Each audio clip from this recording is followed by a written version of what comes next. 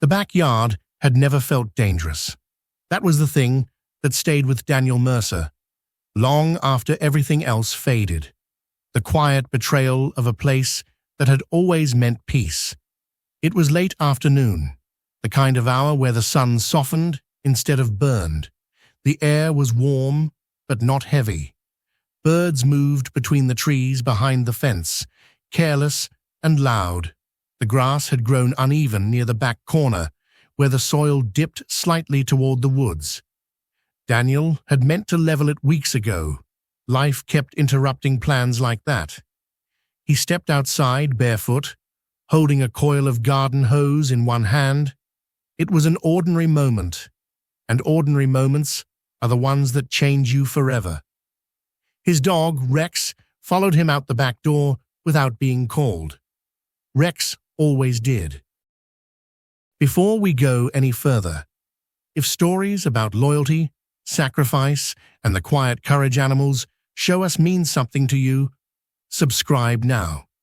These stories take weeks to research and narrate, and your support keeps them alive. He was a mixed breed, part shepherd, part something no one could ever identify. Medium-large, muscular, without being bulky, with alert brown eyes that never stopped tracking movement. Daniel had adopted him 3 years earlier from a county shelter, on a day when neither of them had been looking for miracles. Rex trotted ahead, tail relaxed, nose close to the ground. Daniel didn't notice the stillness at first. The birds had gone quiet. He walked toward the fence, scanning the wood panels for a loose board he'd noticed earlier in the week. His phone buzzed in his pocket. He ignored it. There was no rush. This was home. This was safe. That assumption lasted exactly 1 second longer than it should have.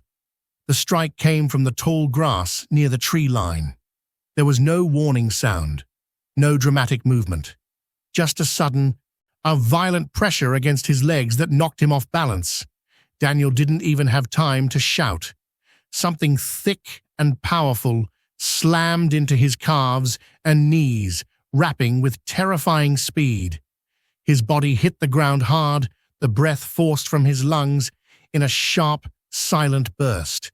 The hose slipped from his hand.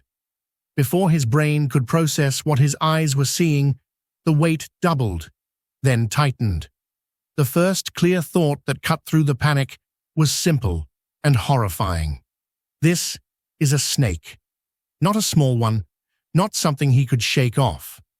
The python's body was massive, thick as his thigh in places, patterned in dark, irregular shapes that blended perfectly with the ground it had come from.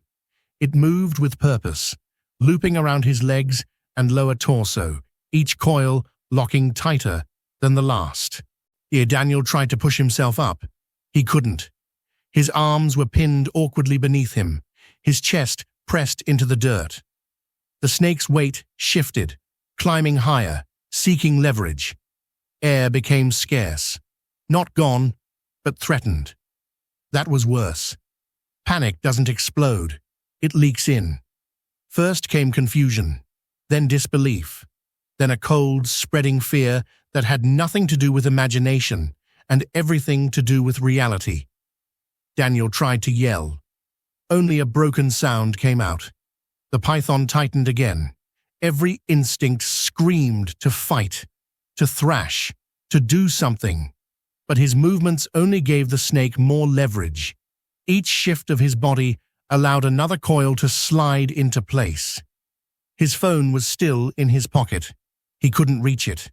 The fence was only a few yards away. The house even closer. It didn't matter. Rex had frozen. And for half a second. That half second mattered more than anyone would ever know. He had been sniffing near the porch when the strike happened. At first, he didn't understand what he was seeing. Dogs live in a world of motion and intention, not labels. But what he recognized instantly was distress. His human was on the ground, pinned. Something was wrong. Rex's body stiffened, his ears flattened. A low sound rumbled in his chest. Not a bark, not a whine, but something older. He moved closer. The python reacted immediately. Its head lifted slightly, tongue flicking. The coils tightened again, almost reflexively, as if sensing competition. Daniel felt the pressure increase around his ribs. His vision blurred at the edges. Most animals flee when faced with something larger or more dangerous. Rex didn't. He didn't circle. He didn't hesitate. He didn't look for an opening. He went straight for the threat. Rex lunged. His jaws clamped down on the python's neck area, not perfectly, not surgically, but with everything he had. Teeth met scales. His body weight slammed into the snake, pulling backward with raw, desperate force. The python hissed violently, its head whipping from side to side. Its grip loosened, just slightly. That slight change saved Daniel's life. Daniel sucked in air so hard it burned. He twisted, using the fraction of freedom Rex had created. Dirt scraped his skin. Pain flared in his ribs, his legs, his shoulder. Rex growled, repositioned, and bit again, closer to the head this time. The python thrashed. Its coils began to slip. Not retreating, recalculating. Daniel rolled. It was clumsy, uncoordinated, but it worked. He tore free of the tightening loops and scrambled backward, dragging himself toward the fence, gasping and coughing. Rex stayed between him and the snake. The python finally disengaged, its long body sliding back toward the tall grass, disappearing as silently as it had arrived. The yard went still again. Too still. Daniel lay on his back, staring at the sky. Rex stood over him, shaking slightly, eyes locked on the tree line. Neither of them moved for a long time. The backyard looked exactly the same as it had before. That was the cruelest part. The danger was gone. The safety was not restored. Because once a place betrays you, it never fully forgives itself. Daniel didn't realize he was shaking until his teeth started clicking. Not from cold, from shock. Rex stood over him like a living shield, muscles tight, and chest rising and falling fast.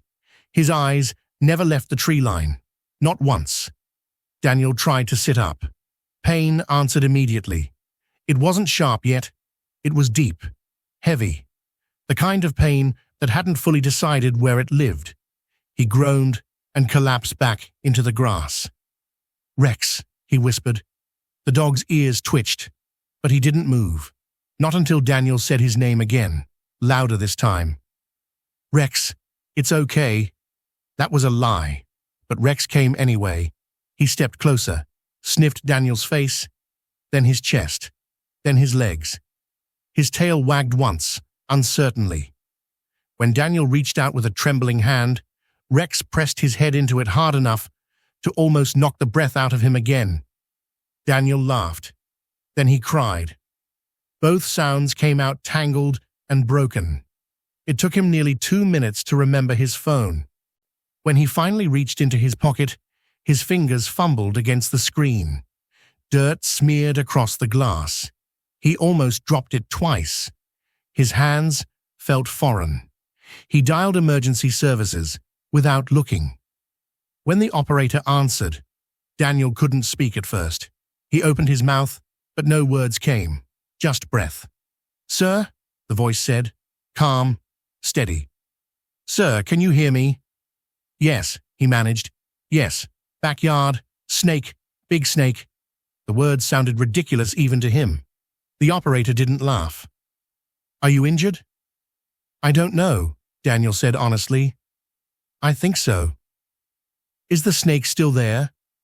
Daniel turned his head slowly, scanning the fence, the grass, the trees. "No," he said. "It left." The minutes before help arrived stretched longer than the attack itself.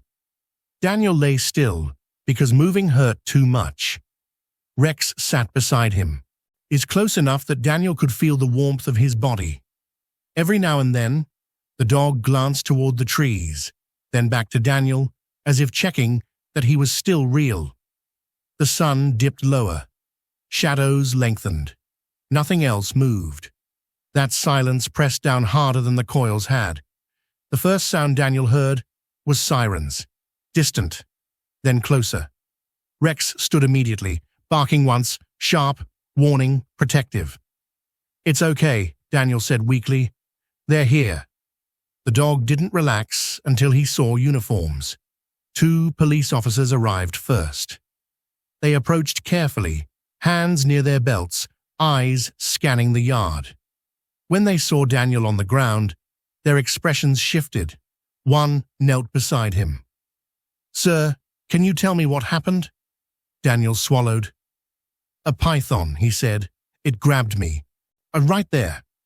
The officer followed his gaze to the disturbed grass. His jaw tightened. "How big?"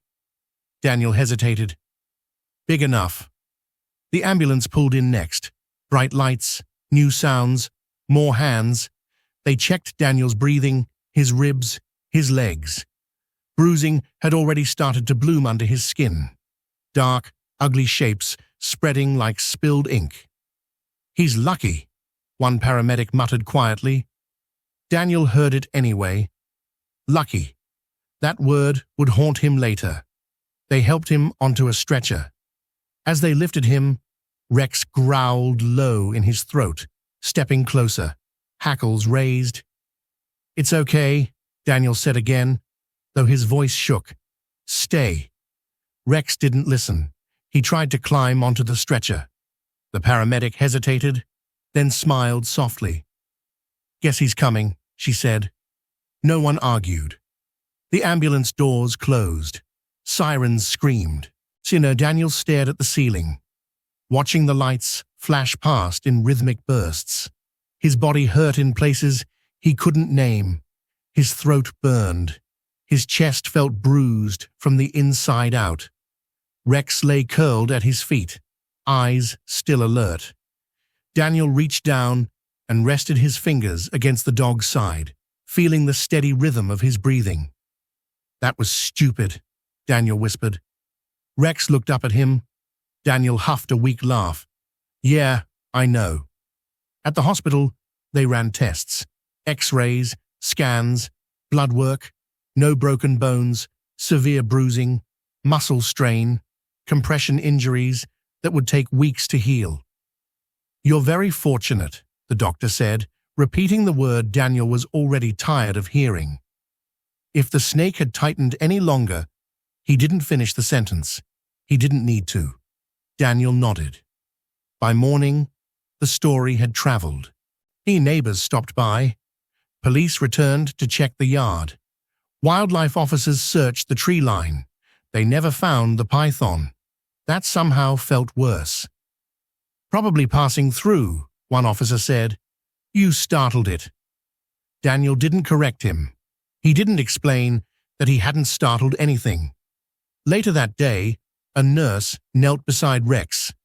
"That dog saved you," she said gently. Daniel looked at Rex. Rex looked back. "He didn't think about it," Daniel said. "He just did it." The nurse smiled. "That's the best kind of hero." Surviving didn't feel like victory. It felt like being handed time you weren't sure how to use. And Daniel was about to learn that the hardest part of the story wasn't the attack. It was what came after. Daniel expected the pain. That part made sense. The bruises along his ribs darkened into deep purples and blues. His legs ached constantly, as if something heavy still rested there, even when nothing did. Every breath reminded him that his body had been compressed in ways it wasn't meant to be. What he didn't expect was the fear. It didn't arrive all at once. It didn't announce itself. It moved in quietly, like a guest who never asked permission. The house looked the same. Same couch, same kitchen counter cluttered with mail, same back door leading to the yard that had betrayed him. Daniel stood in the hallway for a long time before he realized he wasn't breathing normally. His chest felt tight again, though nothing was touching him. Rex stood close, shoulder pressed against Daniel's leg. "Home," Daniel said softly. The word sounded wrong. That night, Daniel slept with the lights on. No, Rex slept on the floor beside the bed, instead of his usual spot near the window. He didn't curl up. He stayed stretched out, head up, ears alert. Daniel woke 3 times, convinced something was in the room. Every time, Rex was already watching him. The backyard became forbidden territory. Daniel told himself it was temporary, just until things settled. But days passed, then a week. He avoided the back door without realizing he was doing it. He took Rex out through the front instead, even though it meant longer walks and awkward glances from neighbors. When he finally forced himself to step onto the back porch, his legs went weak. Nothing moved. Nothing threatened. His body didn't care. Rex changed. Not dramatically, not obviously, but Daniel noticed. The dog no longer wandered freely in the yard. He stayed close to the house and scanning the fence line constantly. Sudden movements made him tense. Rustling leaves drew his attention instantly. At night, Rex paced. He didn't bark. He didn't whine. He just checked doors and windows like a guard on an endless shift. Daniel watched him one evening and felt something twist painfully in his chest. "I'm sorry," he whispered. Rex didn't answer. He just stayed close. People asked questions. At work, at the grocery store, on the phone. "Are you okay now? Was it really a python? You must have been terrified." Daniel nodded and smiled and gave simple answers. He didn't tell them about the way his heart raced when the wind moved the grass. He didn't tell them about the dreams. In the dreams, the coils never loosened. They came almost every night. Daniel would be standing in the yard again. Sometimes it was daytime. Sometimes night. Sometimes the yard looked slightly wrong, like a memory that had shifted. The snake always appeared without warning. And every time, Daniel woke before Rex arrived. He would jolt upright, gasping, hands clawing at his chest. Rex would be there instantly, pressing against him, grounding him. Daniel started sleeping with one hand resting on the dog's fur. It helped, a little. At a follow-up appointment, the doctor asked questions that weren't about bruises. "How are you sleeping?" Daniel hesitated. "Not great." "Any anxiety?" Daniel almost laughed. "Yes," he said instead. The doctor nodded, unsurprised. "This kind of trauma leaves marks you can't see," she said. "You're not weak for feeling it." Daniel nodded again. He wasn't sure he believed her. One afternoon, Daniel did something small but important. He walked into the backyard. Not far. Just a few steps past the porch. Rex stayed right beside him. Daniel stood there, heart pounding, and waited for something terrible to happen. Nothing did. The sun was warm. The grass smelled the same. Birds returned cautiously to the trees. Daniel exhaled slowly. It wasn't healing, but it was a beginning. Survival had given Daniel time, but time demanded effort in return. And as Daniel and Rex learned to breathe again, the world outside their fence was already shifting in ways they couldn't yet see. The first call came from a local reporter. Daniel almost didn't answer. The number was unfamiliar. He let it ring, watching Rex pace the living room, then picked up at the last second out of reflex. "Mr. Mercer," the woman said. Her voice was careful, practiced. "My name is Allison Reed, and I work with Channel 7 News. We heard about what happened in your backyard." Daniel closed his eyes. "I'm fine," he said automatically. "That's incredible," she replied, "especially because of your dog." There it was, the shift. The story was no longer about survival. It was about spectacle. Daniel agreed reluctantly. He told himself it was harmless, maybe even useful. If people knew pythons could appear this close to homes, maybe someone else would be safer. The camera crew arrived the next afternoon. Lights, cables, microphones. The backyard looked smaller with strangers standing in it. Rex stayed close to Daniel, wary but calm. The reporter crouched slightly to get closer to him, smiling. "This is the hero?" she asked. Rex ignored her. Daniel answered the questions carefully. "What happened? How did it feel? Did you think you were going to die?" Daniel chose his words slowly, trimming away the panic, the terror, the helplessness. Then she asked, "What did Rex do?" Daniel looked down at his dog. "He didn't run," he said. "That's what mattered." The segment aired that night. By morning, Daniel's phone wouldn't stop vibrating. Messages from strangers, emails from people he didn't know, comments flooding social media. "That dog is amazing. Animals are better than people. Give him a medal." Someone started a fundraiser without asking. Someone else sent a custom-made collar engraved with the word hero. Daniel didn't know how to feel about any of it. Rex certainly didn't. Strangers wanted photos. Kids wanted to pet him. People stopped Daniel on the street to tell him how brave Rex was. Rex tolerated it. He did not enjoy it. His tail wagged less. His eyes stayed sharp. At night, he paced more than ever. Daniel noticed. He felt guilty. A week later, another call came. This one felt different. "Mr. Mercer," the man said, "this is Dr. Alan Whitaker with the State Wildlife Research Division."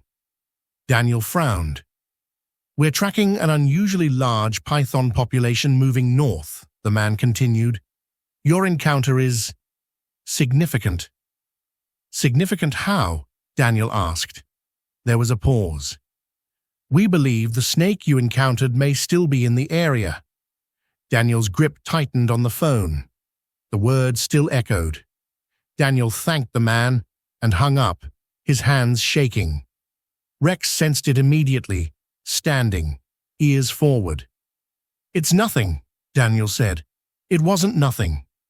That night, Daniel locked the doors twice, then 3 times. Rex slept directly against the back door. The town organized a meeting. Wildlife officials spoke calmly, reassuringly. They talked about awareness, precautions, probability. No one said the word danger. Daniel sat in the back, Rex at his feet. A woman leaned over and whispered, "You're the one with the dog." Daniel nodded. She smiled. He didn't. On the drive home, Daniel realized something that unsettled him deeply. People loved the story, but they didn't love the fear. They wanted inspiration without consequence, heroism without cost. Rex hadn't asked for any of this. Neither had Daniel. The attack was over, but the story had only begun, and stories, once released, take on lives of their own. Daniel noticed the fence first. It was subtle. A section near the tree line bowed inward, just slightly, as if something heavy had pressed against it and then moved on. He stood on the back porch staring at it, his heart doing that familiar, dangerous rhythm again. Rex stood beside him, very still.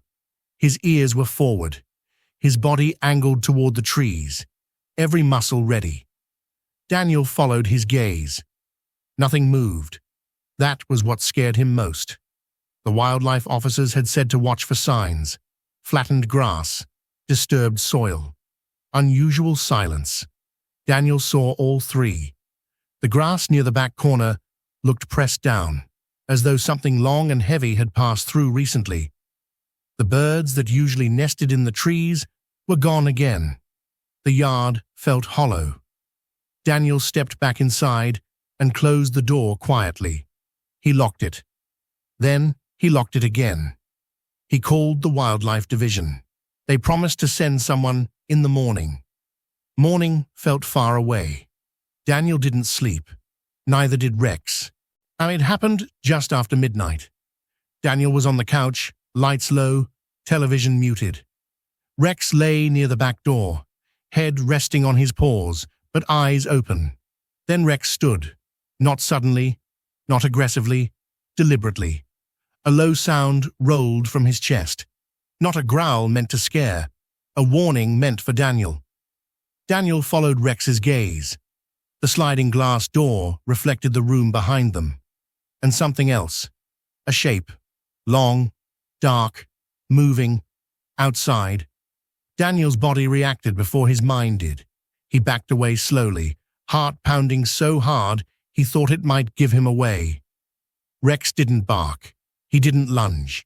He stood between Daniel and the door. The shape moved closer to the glass. The python was larger than before. Daniel knew that instantly. Its body slid across the patio stones with terrifying patience. Its head lifted slightly, and tongue tasting the air, sensing warmth and movement on the other side of the barrier. Daniel's legs felt weak. This wasn't a surprise encounter. This was a return. There were no reporters, no neighbors, no comforting words, just glass and instinct. Daniel reached for his phone with shaking hands. Rex growled. The python's head turned toward the sound. The glass rattled softly as its body pressed against it. Daniel dialed emergency services again. This time, his voice didn't fail. "There's a python outside my house," he said. "Right now." The glass didn't shatter. It cracked. A thin line spread across the sliding door with a sound like ice splitting. Rex lunged. Not through the door. At it. He slammed his body against the glass, barking fiercely, teeth bared. The sound was explosive in the quiet night.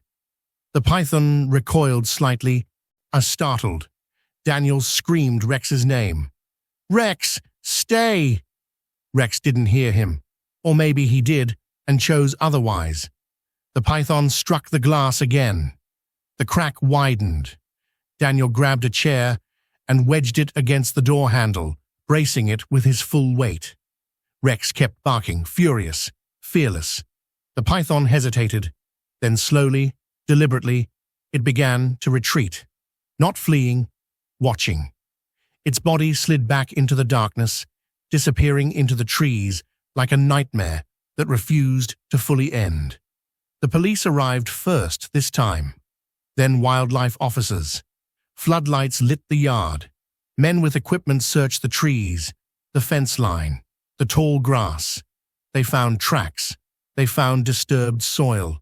They did not find the python, but no one told Daniel it had left for good. That night, Daniel made a choice.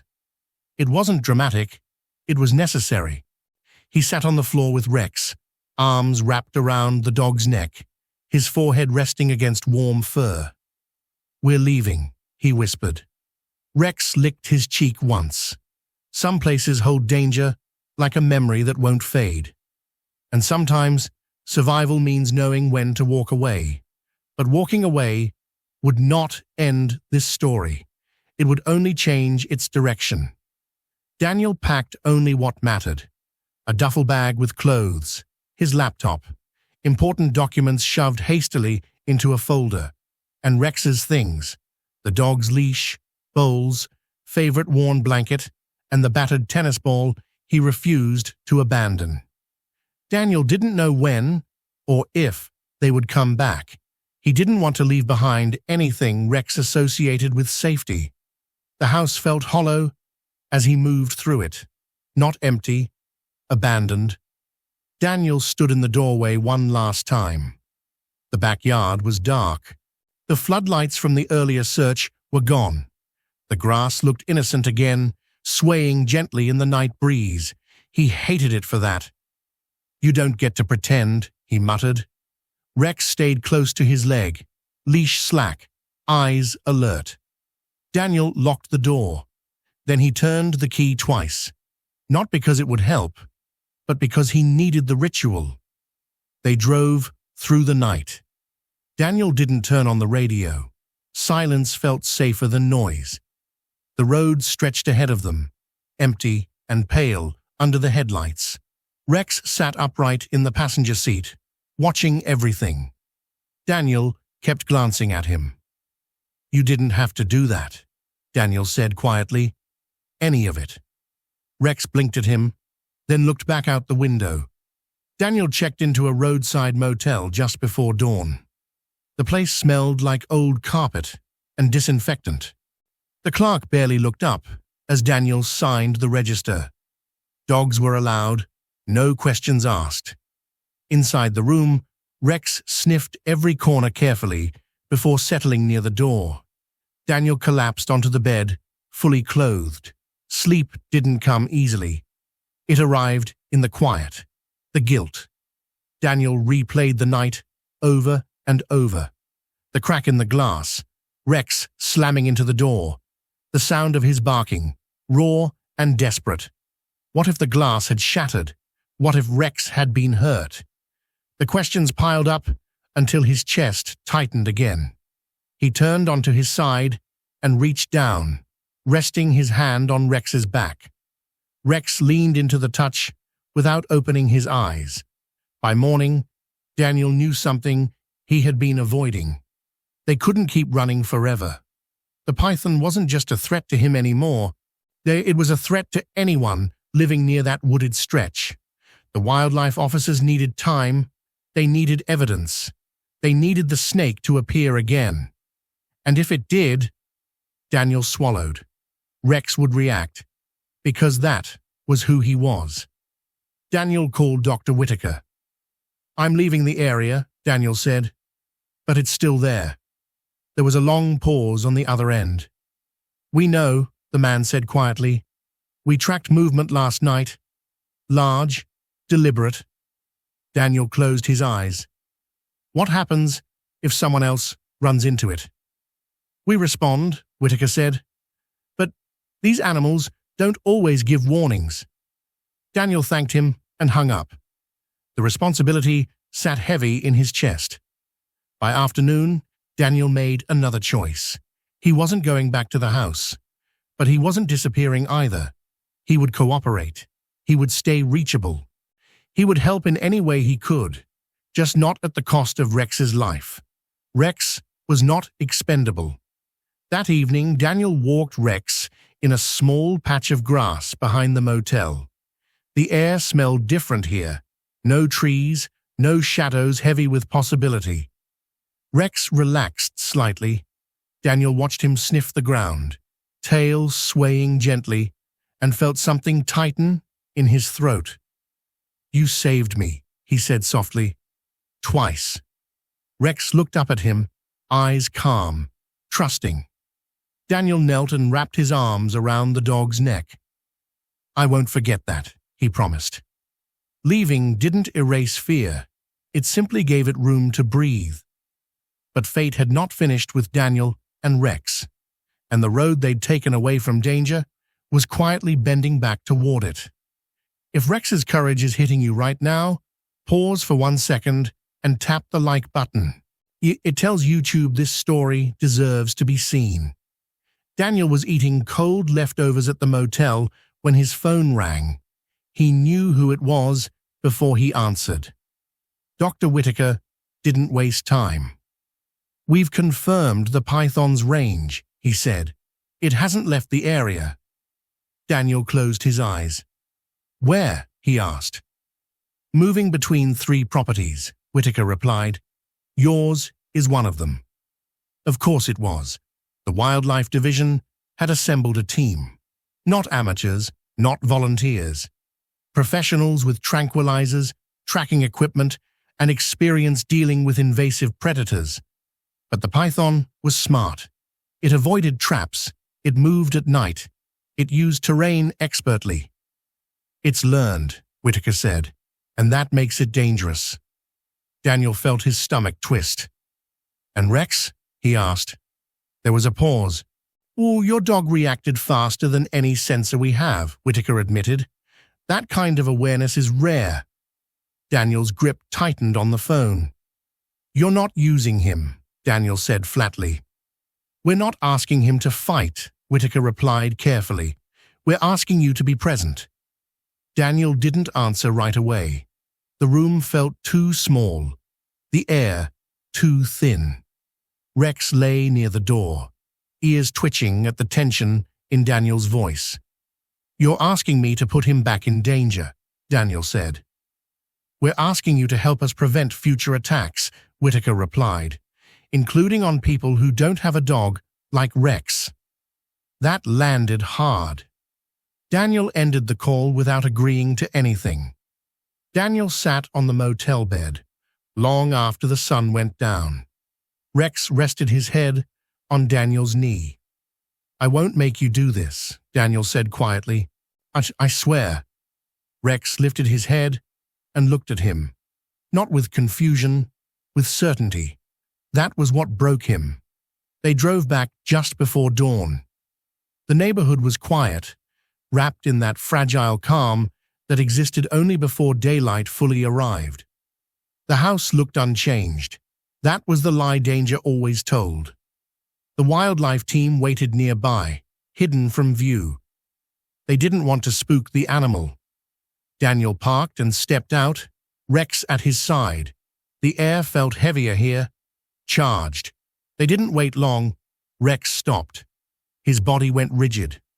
Daniel felt it immediately, like a wire pulled tight between them. "Where?" Daniel whispered. Rex stared toward the far fence. The grass shifted. Slowly. It was larger than Daniel remembered. Thicker, longer, more confident.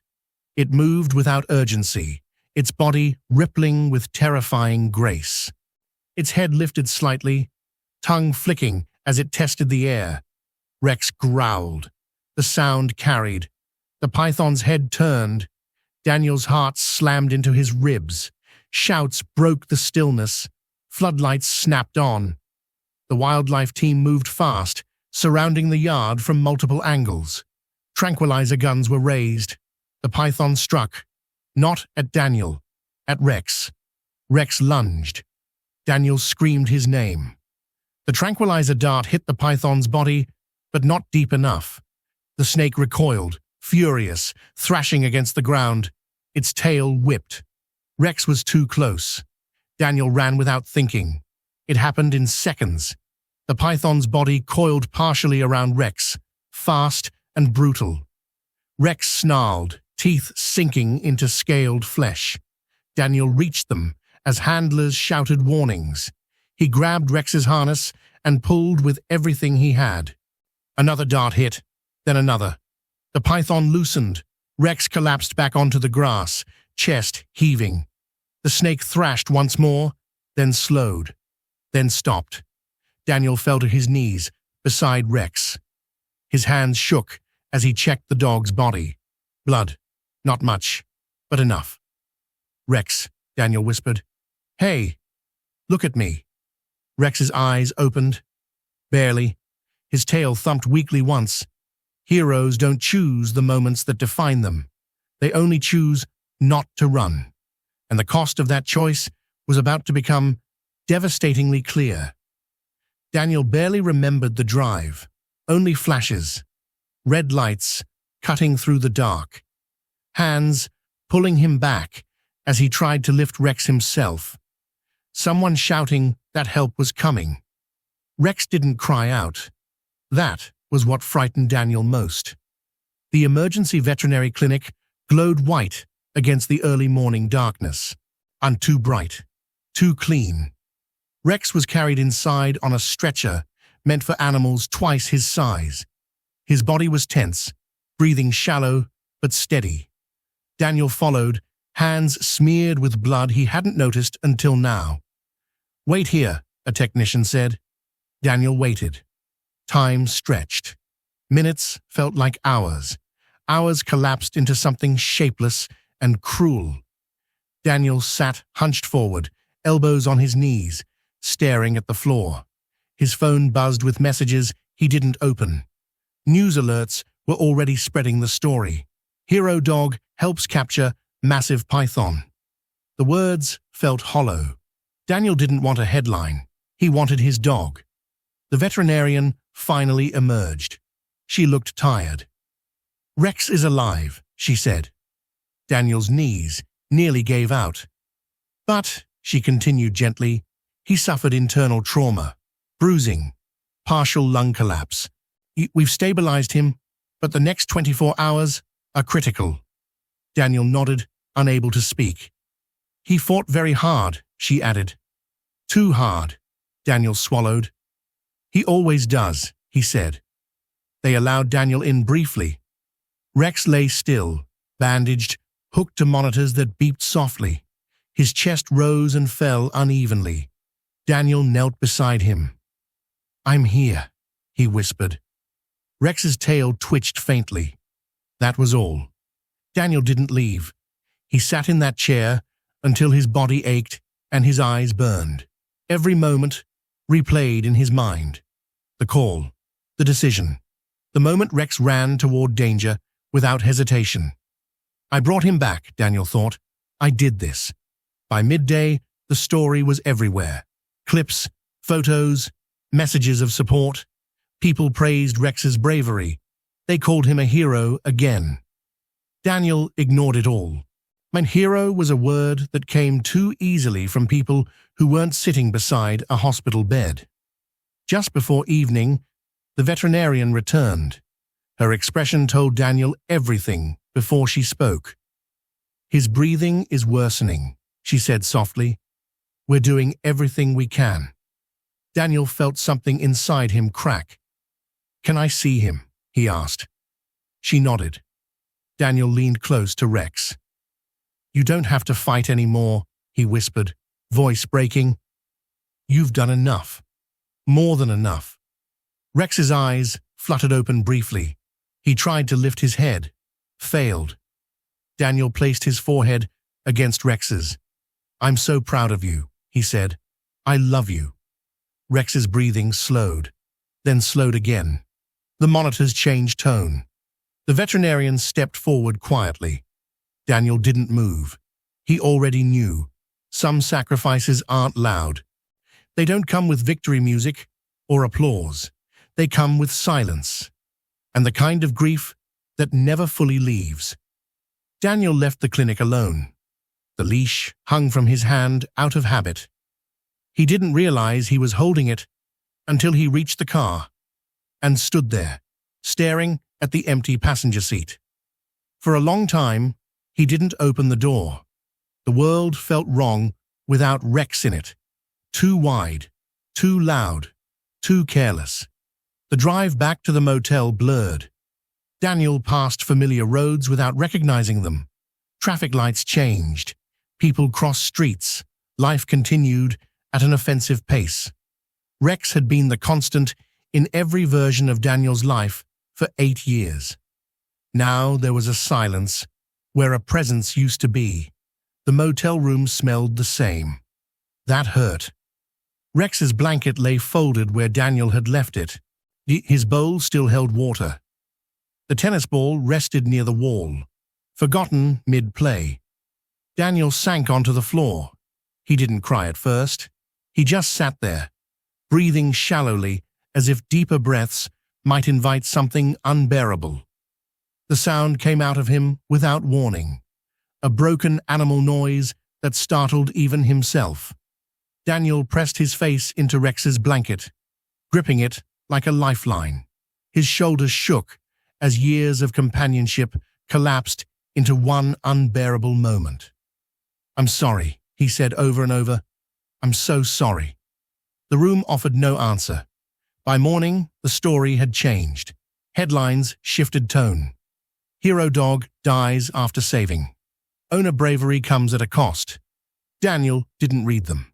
He turned off his phone completely. Grief didn't need an audience. Later that day, Dr. Whitaker called.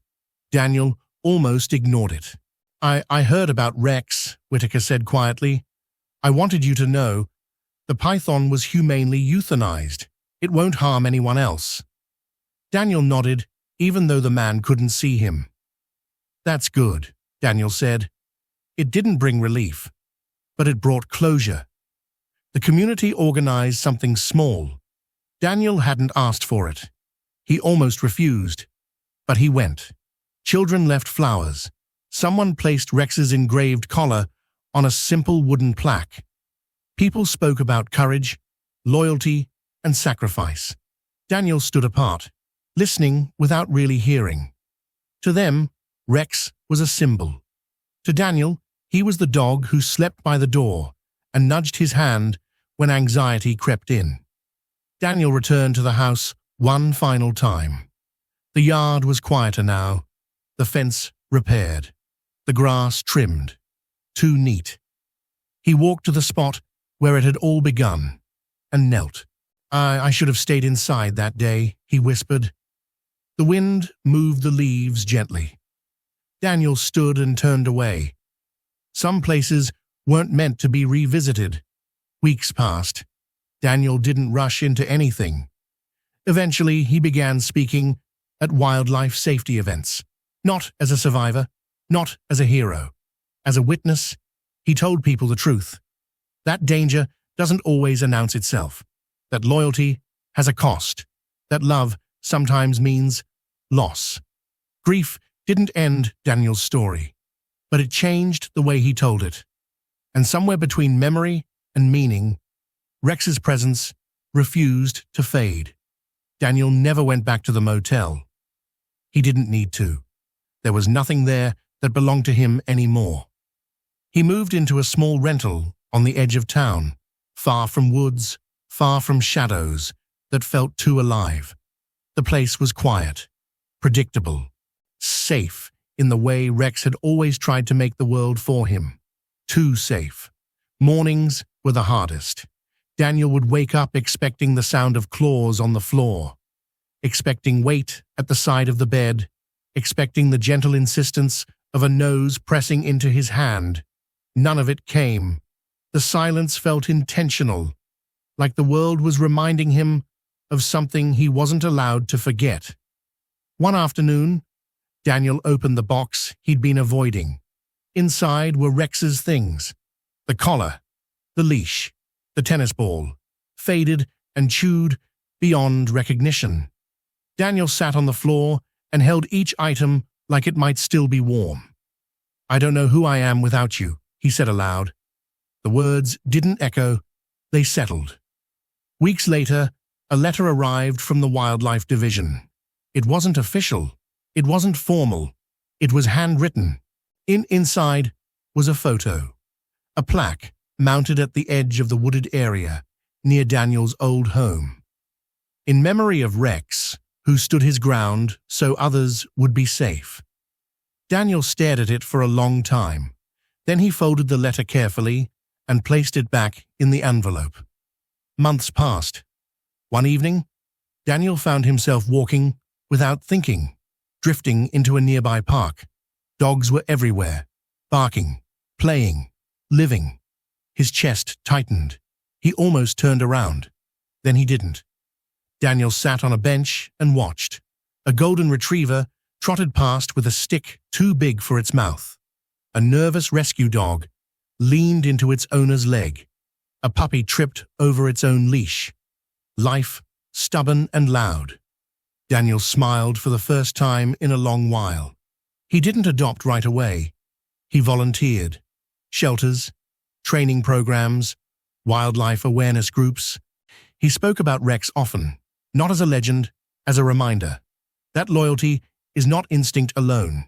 It is choice, made again and again. One quiet afternoon, Daniel met a dog who wouldn't look at him. Small, scarred, watching everything. Daniel sat on the floor and waited. Minutes passed, then the dog moved closer. Not much, just enough. Daniel felt his chest loosen. I'm not replacing anyone, he whispered. I just don't want to be alone forever. The dog sat beside him. That was enough. Rex didn't leave Daniel with fear. He left him with awareness, with responsibility, with a love that didn't disappear when its source was gone. Some bonds don't end. They change shape. Years later, Daniel would still pause at sliding glass doors, still notice movement where others didn't, still sleep lighter than before. But he would also laugh again, start love again, live again, because Rex had given him that chance. Some heroes don't wear medals. They don't seek attention. They don't survive the story. They simply stand their ground. And in doing so, they change everything. If this story moved you, take a moment to honor the quiet guardians in your own life, the ones who stand between you and danger without asking for recognition. If you stayed until the end, thank you. Share this story with someone who understands what real loyalty looks like.